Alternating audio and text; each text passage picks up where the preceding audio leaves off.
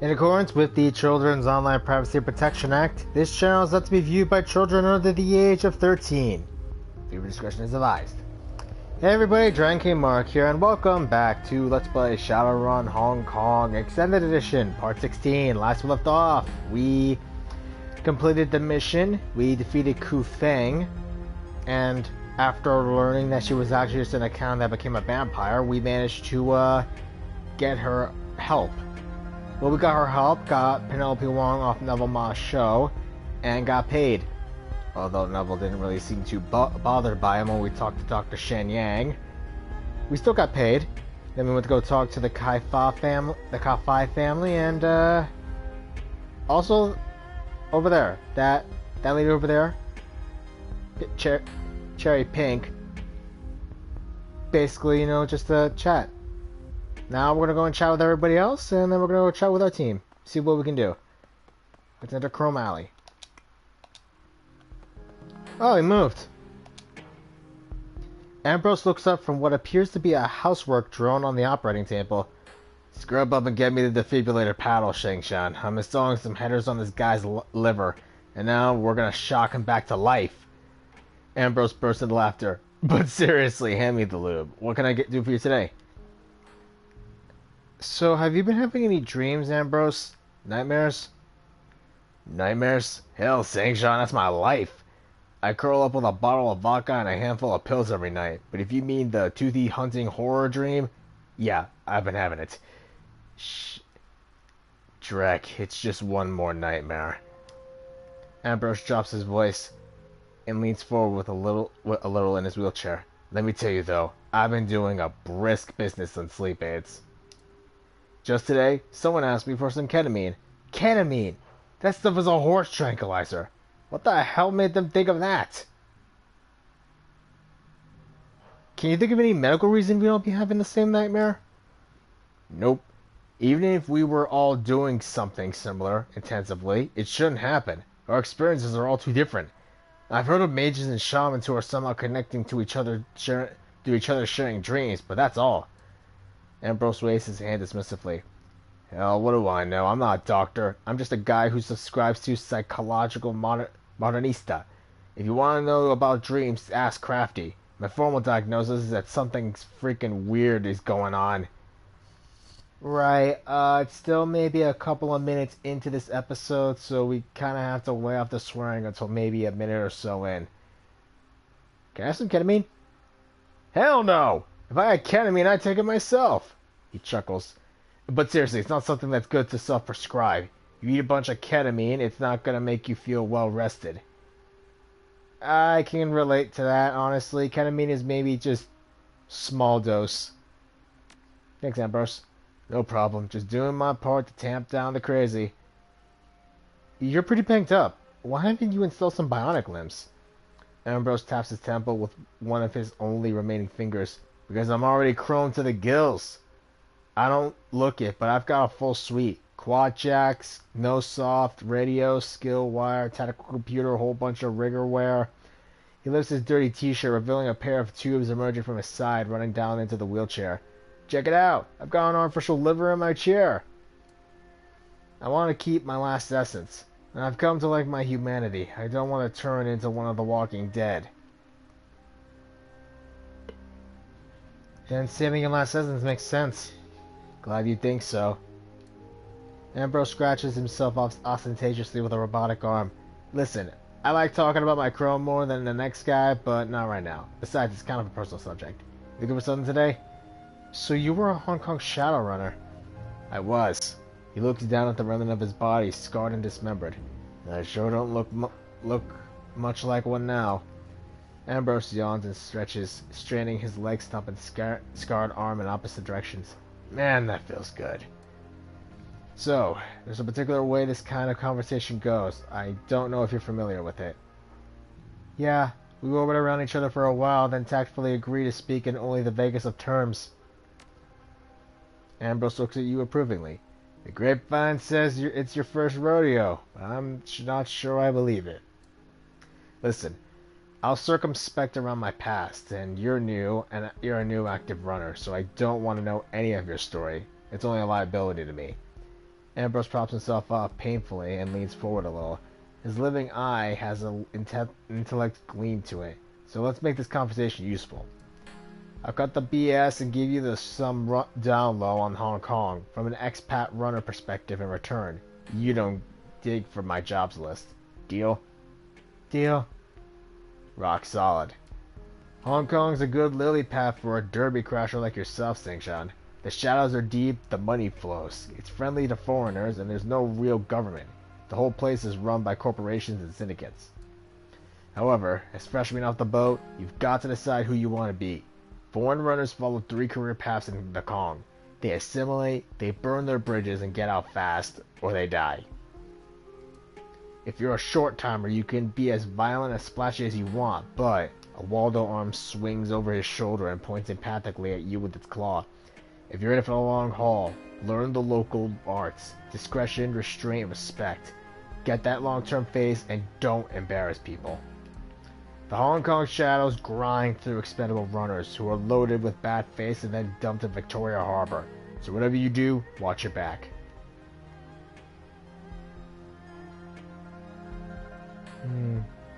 So Conley's keeping us around for her untouchable work, huh? Yeah, most likely. You're not just deniable, you're disposable, and she can hire that out. So, this is in Seattle, decide who you want to be. Fair point. Ambrose shrugs, a lopsided gesture, with the stump of his missing arm bound in scar tissue. The other thing to remember is that Hong Kong is a really complex place.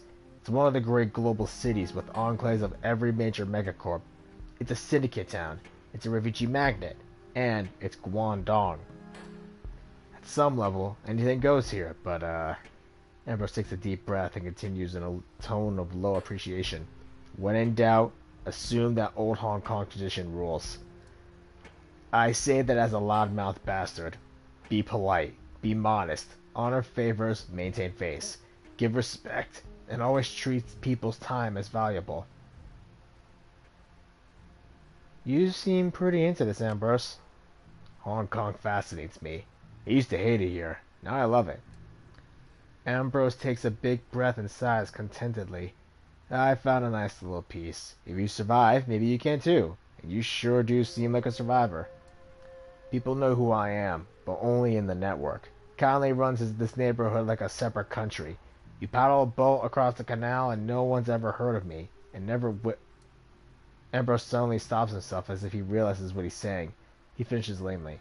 Anyway, it's private. Sounds like something went sideways back in those runner days that you don't talk about. No, Captain Obvious. Ambrose's voice is laden with irritated sarcasm. I learned everything I just told you from the Tai Chi dude at the end of the dock. That's also where I got the overuse injury that put me in this chair. He sighs. I kinda like you, Sangshan, in spite of your choice moments. Watch yourself out there. Alright, show me your wares then. I kinda need to get some medical supplies anywhere.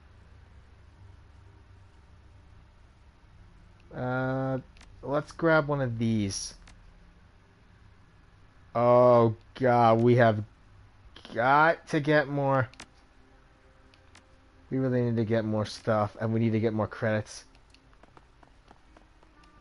Okay, so what have I been doing? Not a whole lot lately. Aside from streaming the Thursday, I actually was streamed a little bit earlier. I actually decided to stream earlier, even though it's going to be pouring like crazy soon. But yeah, there is one thing I wanted to mention is that I also saw some new videos like the Dragon's Dogma 2 gameplay trailer. Also the Nintendo Direct, Paper Mario the Thousand Year Door, the remake. I am hype. Kinda wish I had a Switch. Shen is busily engaged in a conversation with someone on the other end of a video call. The other individual appears to be a tremendously handsome elf wearing an immaculate and undoubtedly pricey custom suit. Shen doesn't seem to notice you. I'm just saying, if the customs office gives me any more crap about importing those tiger snakes, I'm going to be up a creek without a paddle. The elf nods, lifting his head back with a mischievous grin. Leave it to me. I got some friends at the customs house, and between that and their shoddy record keeping, I'm certain I can get your snakes out of quarantine. It'll take a day, maybe two. If it takes longer than that, it's because somebody specifically doesn't like you. At long last, Shen seems to notice you. Hold on, Yang. I'll call you back. Got a customer here. Putting down the comm link, Shen bows. Hello again. What can Spider Shen do for you today? Who's the good-looking elf? He's my lawyer, Yang. Our lawyer, I should say, since he's another Blue Lantern and is part of the same crew. Shen lifts a thin Chinese sword, turning it over so that the light glitters along the edge. I don't do a lot of things that are legal in the strictest sense. It helps to have a good lawyer, you know. For most Shadowrunners, getting caught is the end of their career. Well, see, there you go. If you had a good lawyer, that wouldn't be a problem.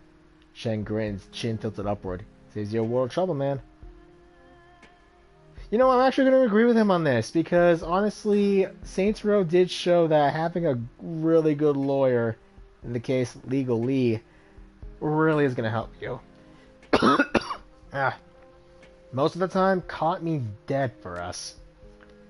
Shen is unmoved by this information. Well, then your lawyer can make sure your inheritance goes to the right people, eh?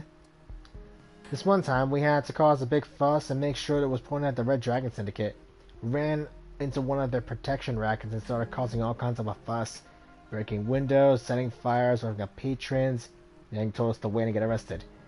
Problem was, there was a vice squad that really wanted us caught and thrown in jail. We embarrassed them a few times already. Shen chuckles quietly. Turns out he used the Decker contact to make sure to swap a bunch of public recordings so that traffic cameras would conclusively show up somewhere else and arriving at the last minute. He also made sure the Vice Squad that arrested us was cited for failing to file the proper paperwork on a bunch of previous cases. The squad got canned, we got let go. It was a thing of beauty. Getting some new pets in? Shen frowned sourly. They're not pets, they're an investment. I can make anti-venom serums from them, or I can use the raw venom to accomplish tasks that would otherwise be too messy and loud. You do what work for the Yellow Lotus? When the situation demands it. Normally I work for Grandfather Woe exclusively. Sometimes though he asks me to do something else in a favor. Someone else a favor. Shen produces a needle from below the boat's table, casually flicking it off to the side. Glancing over, you can see it's embedded halfway into a metal crate. I solve problems. I never know what the problem will be, so I have an array of tools at my disposal.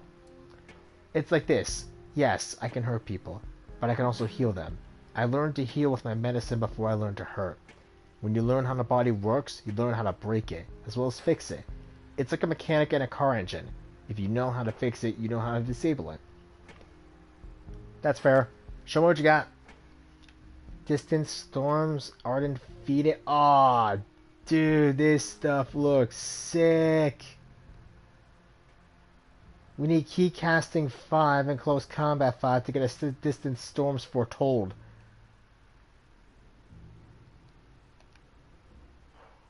Oh, cool, we got some new stuff.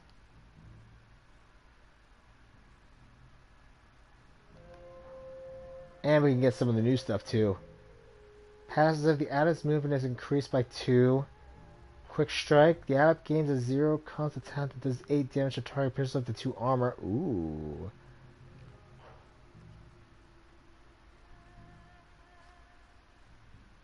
We should have talked with Ermine.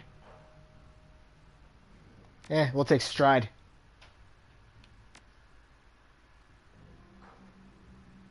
I'm telling you, getting some of these abilities is going to be really helpful. I mean, I don't really use them, but I definitely need to get a melee weapon now that I think about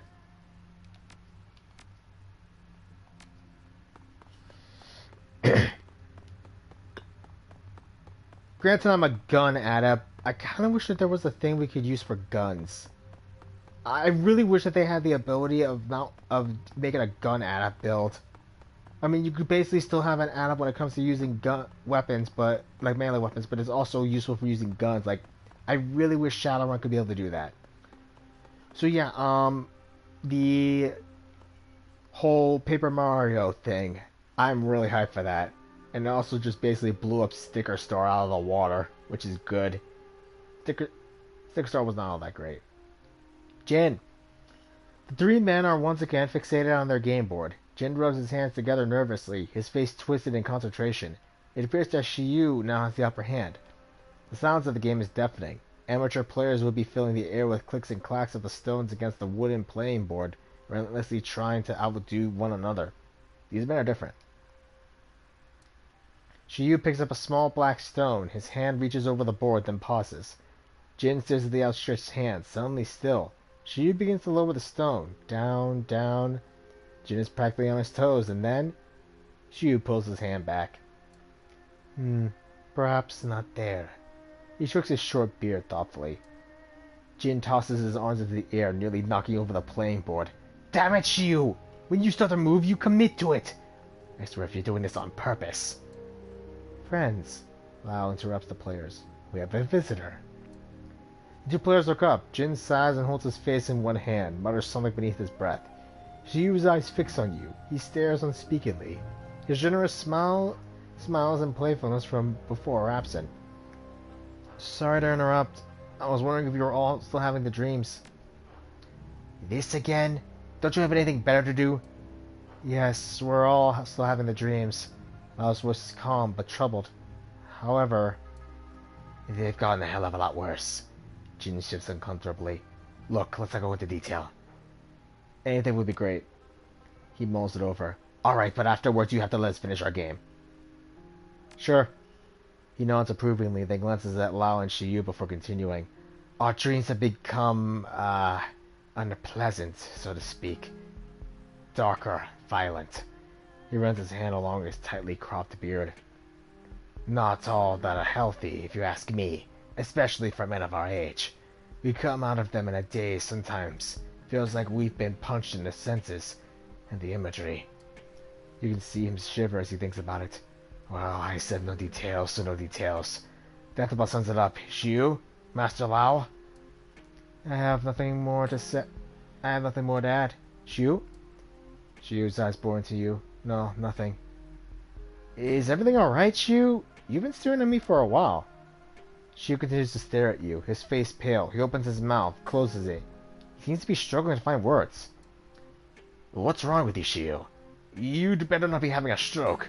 We're in the middle of a game. If Shiyu heard Jin, he doesn't show it. He looks at you, his eyes whine. You need to go faster. His voice is urgent, pleading. The shadows that follow you are getting closer. Excuse us, Sangshan, our friend is tired. Lau clasps a hand on Shiyu's shoulder, who doesn't seem to notice. These dreams have taken a toll on all of us. Please come back some other time. Okay. Take care. The shadows chasing us? I got a bad feeling this isn't going to be good. Matthew. A hover drone loiters in front of Matthew, a stream of profanity is spewing from its scrawny speakers. People nearby are looking away, ignoring the awkward situation. Matthew Sugilaro is dead, drenched by rain. He stands with the signature nonchalance, but the edges of his face are twitching. His eyes are wide with fear. You could listen in, but you've already got the gist. Matthew's being chewed out. Let's listen in. A sharp voice emits from the hover drone, interspersed with static crackles. Don't pick up the sails, you're gonna be digging dog shit out for the tire treads for a living, you got me? Reliable Matthews throws out a response. Hey, Kyung-ha. Come on, beautiful, I've got half a dozen hot leads coming in just today. Don't give me your cheap hustler shtick, loser. If you don't push 10, you and your fuzzy little pals are gonna be living in a cardboard box. Don't worry, beautiful. I want to hear, yes, sir. If I hear anything else, I'm gonna pull your eyes down from your ass so you can watch me kick the crap out of you. You hear me? Yes, sir. Yes, sir. Matthew's voice is barely a whisper. What was that? He says it louder. Yes, sir. That's better. But don't screw this up, you damn screw-up. The drone speakers finish with a shriek of feedback and clack back into its hull. The drone soars up into the sky and races off upriver. Matthew shakes himself off. His cheery demeanor surges back with striking resilience. He turns towards you, a little wide-eyed, but otherwise restored to his usual self. St. John, I hardly saw you there. Come on in, don't be a stranger, beautiful. Who were you talking to through the hover drone? One of my suppliers, Kyung-ha. Really good businessman, sharp guy, sees opportunity where most of us only see broken parts. Funny guy, makes me laugh my ass off. He sounded unhappy. Oh, that's just Kyung-ha. He's like a paper tiger. Matthew sways back and forth on his feet, languid and jittery at the same time. He's a big joker, always shouting, but I think he's a real softy at heart. Real big heart for the little people. Keeps me well stocked. So what's your business arrangement with Kyung-ha? I sell on commission. Got to keep those bots moving. They don't earn their keep sitting on the barge. You don't own most of these drones? Matthew's brow arches up in surprise. Of course not. How could I afford them? I'm so lucky to have a guy like Kyung-ha as a partner. Only problem, he's got me laughing and stitches so much it sometimes distracts me from sales. Kyung-ha's a funny guy, you say. Yeah, I was laughing my ass off over there. Matthew gives you a long, awkward smile. The seconds stretch out. He blinks uncomfortably. When he speaks, his words sound stilted, like he's repeating a mantra. He's a funny guy. Matthew adjusts his suit lapels with mechanical gusto. Oof, what a pep talker, like Kyung-ha. I feel like I could take on the world right now. Alright, goodbye, Matthew. Something's up. The way Matthew's talking, it definitely feels different. Okay, let's go talk to Crafty. Crafty. Immediately upon entering, you notice the clutter. Somehow the small magic shop is even messier than before. Stacks and stacks of books occupy chairs, tables, and the tops of shelves. There seems to be even more than when you first visited. It's as if you just entered a paper factory in its spawning season. You peer around a precariously arranged tower of books and find Crafty hungrily reading one of her mother's journals. Red rings her eyes, her tossed hair falls over her face. It looks like she hasn't seen the better part of a pillow in a couple of days. She moves to stretch and spots you. With a quick flick of her hand, she marks her place in the journal. What a welcome sight! Have you found anything? Not too much. How about you? A slow smile spreads across her cheeks. She nods. This mind-numbing tedium is starting to pay off. Check this out. The dreams that everyone's having, they aren't really dreams, they're omens. From what I've gathered, we're walking a fine line here. They're pretty dangerous. Attempts to interpret them could lead to mixed results. Omens. Is that what Shayu meant? What do you mean by omens? You know, omens. Harbingers of doom and gloom and bad things to come. Her mouth twists to the side as she thinks. Just a minute. Crafty opens a drawer behind the counter and brings out a dictionary, clears her throat. Omen. A sign that warns of future events by way of visionary creatures or hallucinations. She closes the book with a thump. And why are they happening here? Apparently, these sorts of portents are commonly linked to malign places and disaster sites. They are caused by leakage through wounds between our world and the astral plane. This is bad. Real bad. We gotta find a way to fix this. I'm not sure we can. At least I haven't found anything about that in my mother's text yet. She lays a hand flat on the countertop and leans forward. We don't want to dive into this haphazardly, Sangshan. Remember, these omens can be dangerous. How are they dangerous? She holds up a finger and starts digging around for another text. After a moment, she locates a small notepad and flips to a dog-eared page. In here, it says these visions or dreams or whatever you call them are real. They're open to interpretation, but interpreting them incorrectly can be disastrous. Astral space is a place of dream logic. Taking the things you see too literally can be even more dangerous than ignoring them. Sounds like the best outcome would be for us to interpret a dream correctly.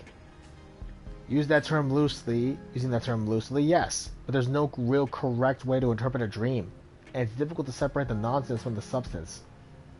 Can you interpret the dreams? Crafty plucks the notepad on top of a nearby book tower. I can't help you interpret your dreams. Whatever they're trying to impart is beyond me. All I can do is keep reading. There has to be something in this library that can help us understand what's happening. Keep it up. Every bit helps. She stifles a yawn. Yep, I'm on it. Let's take a look at our wares. We're getting Powerball 3 already? Dang.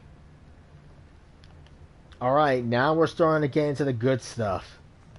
This is about the time we can actually start getting some of the good weapons we can grab here. which is rare. We usually get that around halfway through the game.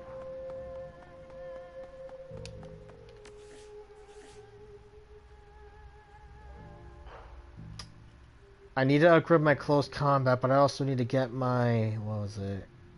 Right, willpower and keycasting. If I can get up to 6, I'll be able to grab that weapon. Okay, I think we've talked to everybody.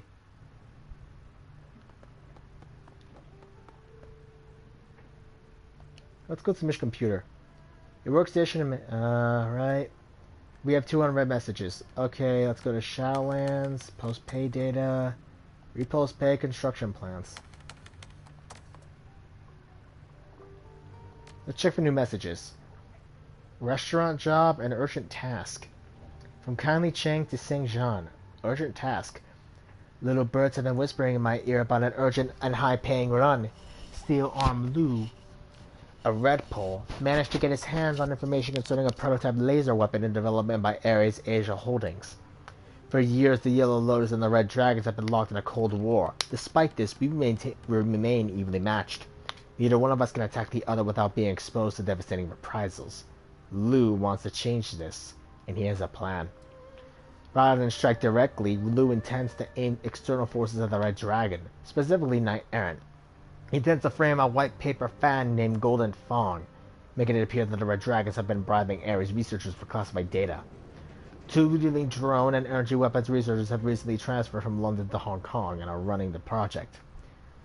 Doctors Taylor and Hardingham are respected in Europe, but in Hong Kong they remain unknown quantities. They're untrusted and therefore considered untrustworthy. Perfect targets, in other words.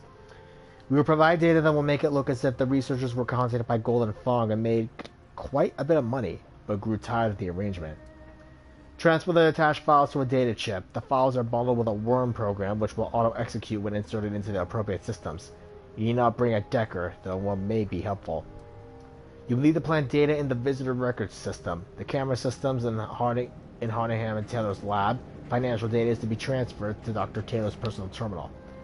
That in and of itself will not be enough to ensure Knight Errant involvement, however. Planting the data is only the first part of your task. This is where a heavier touch will be required. You'll also need to steal the prototype laser weapon. There's a GPS tracking device attached to it, which Lo will plant deep in Red Dragon territory.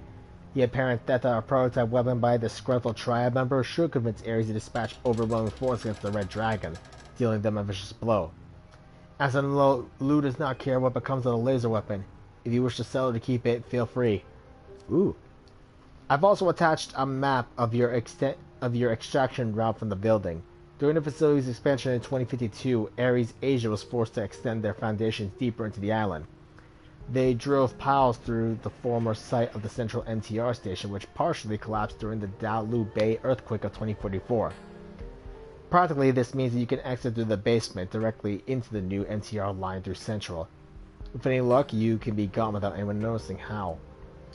Unfortunately, this route is heavily alarmed, so you will be forced to go into the front door. If you can call on the front desk, you should have no problems. The facility is both an office and a residence, so strange people coming in and going at odd hours is not unusual. If you're not up to talk fast, however, be prepared to shoot your way in. Lu does not care if you're loud or quiet, but a word of caution. He came by all of this information via the loose lips of one of the research team. Other fixers know of this job. Move fast and you're guaranteed success, but there are definitely other Shadowrunners with an eye on your prize. We'll take it.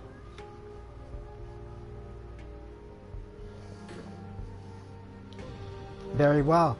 Steel Arm Lu sends his regards and bids you good fortune and plentiful ammunition. The dramatic gift.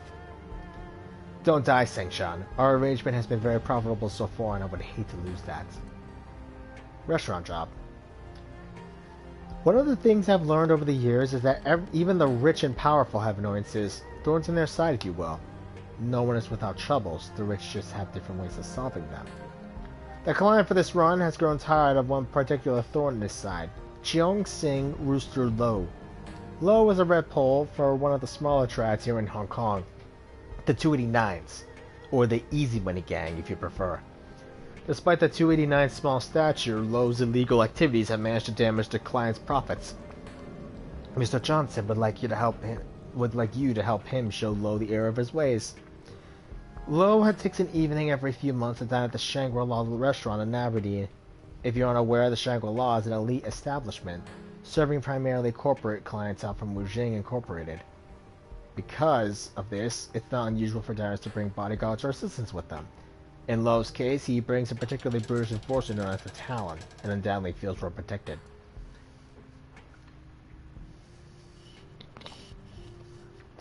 You were to kidnap Rooster Lo. So long as he is alive and in relatively good health, he should... all options are on the table.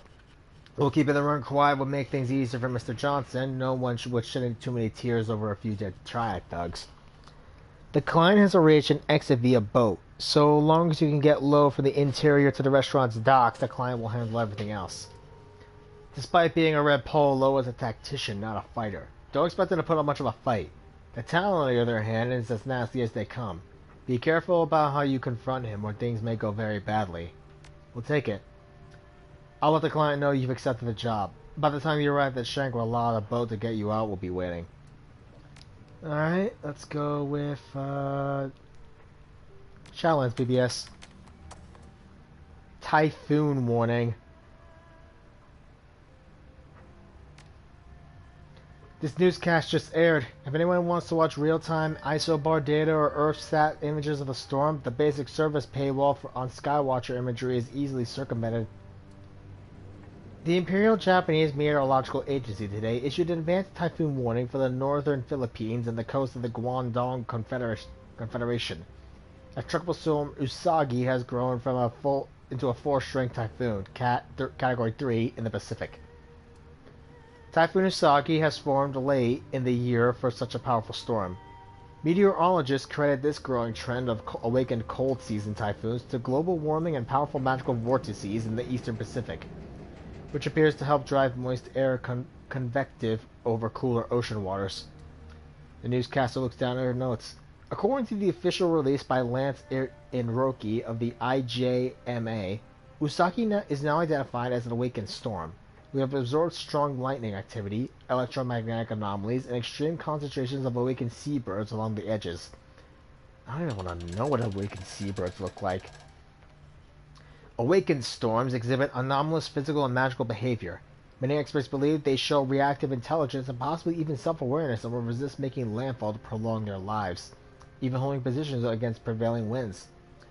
Study of these storms is inhibited by their extreme environmental conditions and astral turbulence. In physical strength, Usagi may peak as a violent typhoon, Category 5 on the Eastern Pacific scale, but will weaken substantially before making landfall.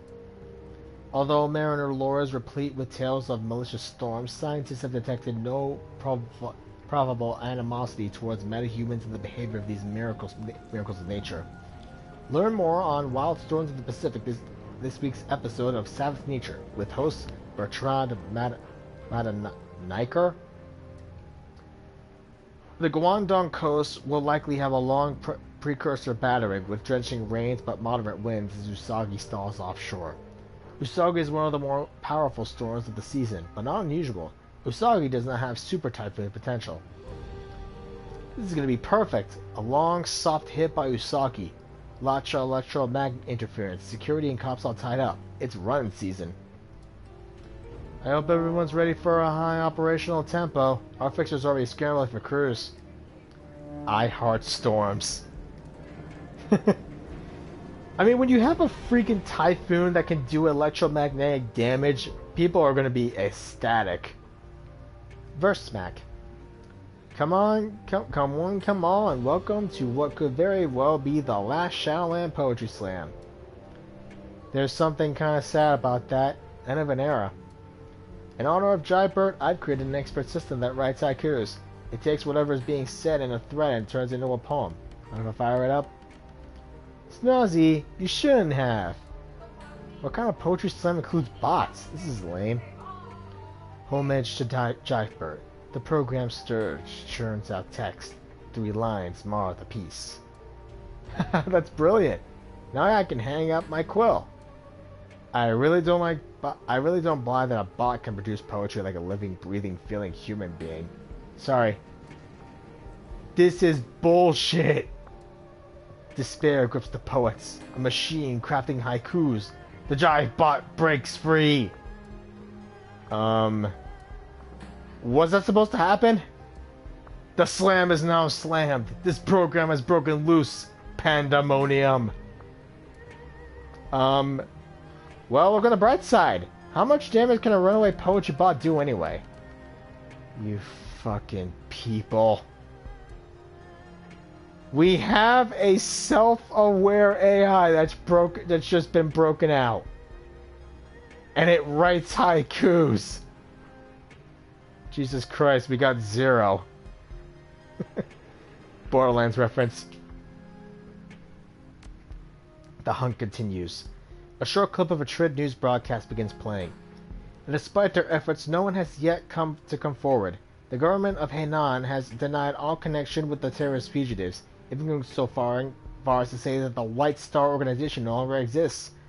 There has still been no word from the HKPF on the whereabouts of the fugitive terrorists. The mood on the streets is nervous. There is no telling when or where these terrorists will strike. For now, the Special Duties Unit of the HKPF remains on active alert, ready to respond at a moment's notice.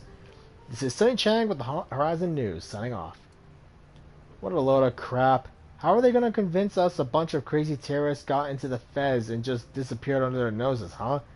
This would never happen if Lone Star was the sole police force here. Sure, because heavily armored terrorists never sneak into Lone Star cities like Chicago and Seattle only to disappear and remain free to roam the streets after they engage in public gun battles. There's no way Hainan is connected to these people. If they really were White Star, they'd have stuck around. They'd have struck already. Their entire modus operandi is suicide bombings and civilian casualties.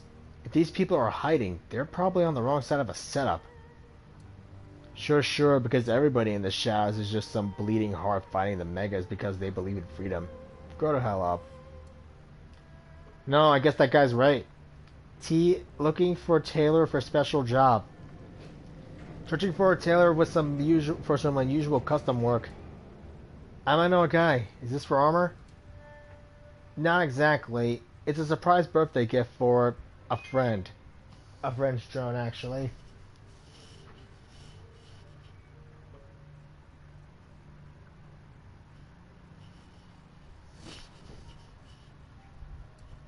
What exactly do you want a tailor to make for a drone? A cat costume with soft little ears and paws. Or better yet, a bear suit. Oh, or a red samurai outfit. I even have a reference that I can provide. Okay. Got a fat stack of new yen? This is gonna cost. I'll find the new yen. Can you help me? This will be so worth it. Yeah, I'll hook you up. Weird. Can't get a flight to Seattle. Hey, I got a problem I'm hoping one of you can help me with. I came out to the Fez 2 weeks ago for work. Now that the job is wrapped, I've been trying to get an under-the-table flight to Seattle for the past week. Off the books, no passport control, that kind of thing. Nobody's making the trip. What gives? Check the news feeds, man. Haven't you heard? Seattle's in lockdown. Nothing coming into or out of the city without a thorough search for at least another week. They caught some smugglers trying to move some really nasty stuff in through a covert landing at Discovery Park. That seems a bit of a overreaction. Tons of awful stuff moves through Seattle every day. What's so different about this time? Not like this.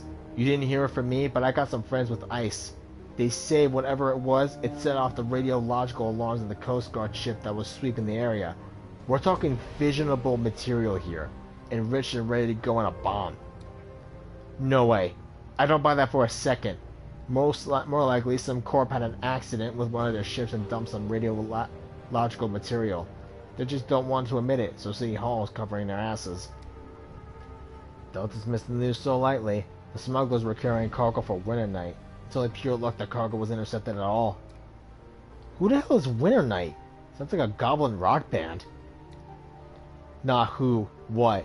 All you need to know is this. Winter Night is bad news. You cross them, they destroy your life. You ever run into any of them on a job? I suggest a solution that comes with a 7.62 mm. Winter Night again. Yeah, if you remember what happened in Dragonfall, you know how sick these guys are. And later on in the tabletop, they're the ones who destroyed the Wired Matrix. So these guys are messed up. New Pinoy in HK. Hi there, just arrived in HK from CFS and wanted to meet other runners from the Philippines. Salamat po. Anyone? I make a really good pancit. Well, why didn't you say so right away? Kumusta po kayo? Lots of former Hook families here. Welcome. Hi. Taka-san ka. Me from Manila. I'm a decker. You? QC here. I'm a decker too. Pancit is fine and good, but can you also make Dunuguan? PM me if you can.